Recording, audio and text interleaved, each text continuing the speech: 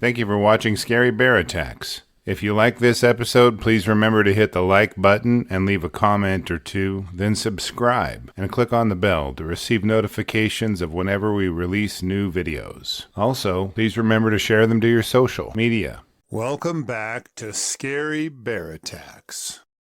Today's episode takes us to Engadine, Michigan, a quaint unincorporated community nestled in Mackinac County within the state's Upper Peninsula.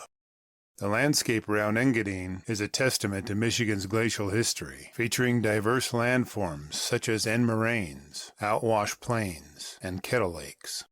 The area is adorned with a variety of flora, including towering white pines, sugar maples, and paper birches. Understory shrubs like hazelnut, serviceberry, and witch hazel add to the rich biodiversity. Berry enthusiasts can find wild blueberries, raspberries, and blackberries thriving in the local forests. Engadine's fauna is equally diverse, with common animals including white-tailed deer, red foxes, and a variety of bird species.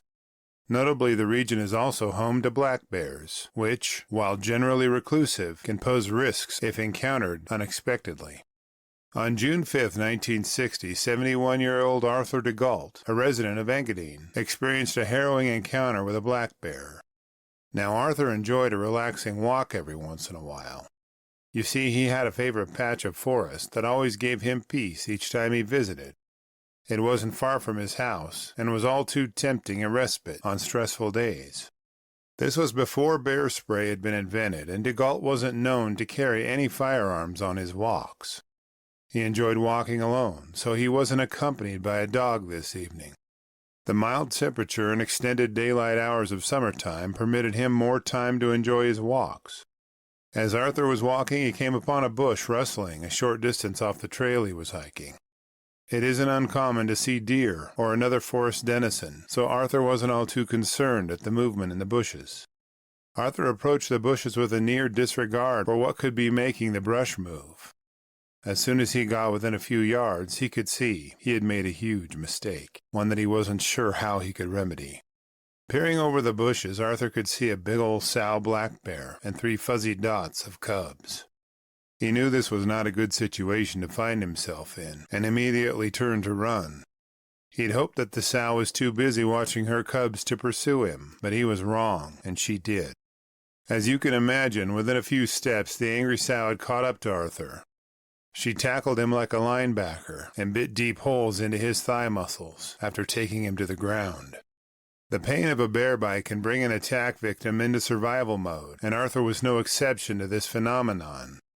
Anyone witnessing the bear may have felt like the two weren't at odds, or that perhaps their motives were somehow misconstrued. But as soon as those 2-inch canines punch through your flesh with 800 pounds per square inch of force, every attack victim realizes this is no game and there is no misunderstanding. As the pain seared through his body, DeGault reacted in an understandable response. He punched the bear in the face as hard as he could, hoping she would leave him be. Instead of running away, the big old sow stood to her hind legs and began that slow bear stagger toward her adversary. Coming toward DeGault in awkward steps, the sow swatted and snapped her jaws at him. The man knew he couldn't go toe-to-toe with a bear, so he pulled his hunting knife from its sheath on his waist. The sow continually approached DeGault, biting and clawing him as he retreated, confirming her resolve that this was a battle to the death. Once he was certain this sow was hell-bent on killing him, DeGault began plunging his hunting knife into the bear, anywhere he could strike. The sow was clearly acting out of defense of herself and her cubs, but the knife wounds imparted one after the other took their toll on the bear's aggression. After several stab wounds, the sow got the point and turned to round up her cubs. Watching the sow gather up her little ones, DeGault stared as they left, hoping they would stay gone. Now bleeding from several puncture wounds and deep gashes from the bear's claws, DeGault knew he would need to find help soon, or he may lose his life to blood loss. The wounded and bloodied man staggered a mile back to his home, hoping to make it despite his injuries. Upon entering his home, medics were notified and arrived at his house within a short time. After being taken to the hospital, the injuries to his thighs and from various gashes all over his body took 100 sutures to close. The sow was clearly acting out of defensive motives to protect her cubs and herself from a perceived threat. Speaking of cubs, our Cub Tier membership on Patreon, link below, will give you ad-free early access to our episodes, and the $3 per month goes a long way in helping me continue to produce educational and entertaining content like this. As for the sow and cubs, I could find no source indicating any action that was taken against them. Given the defensive nature of the sow's behavior, I assume that she and her cubs were left to themselves. The area around Engadine, Michigan is still known for supporting a healthy black bear population. In 2012, black bear populations were estimated at around 9,000 individuals. In 2022, populations had reportedly increased by 10% to over 10,000 individuals.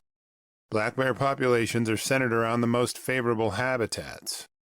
Hence, distribution over the 16,000 square miles of the Upper Peninsula is much more dense than the one bear per 1.6 square miles at certain locations. After reviewing the facts surrounding this episode, I'm left with a few questions for you. What measures can prevent the unexpected encounters between humans and bears in shared habitats? How has bear population management in Michigan evolved since the 60s to reduce human-wildlife conflicts?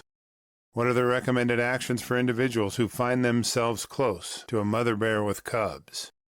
I will gladly read and reply to your thoughts, so post them in the comments section below, and let's talk about it. Thank you for watching Scary Bear Attacks. If you've enjoyed this episode, please consider clicking on the like button and clicking on the bell icon. We'll help you know when we post our new episodes. Posting our video links to your social media profiles furthers awareness, and it's fun.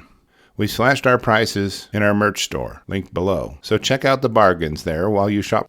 As a member of our human community, remember to adventure bravely and be careful out there, especially in bear country.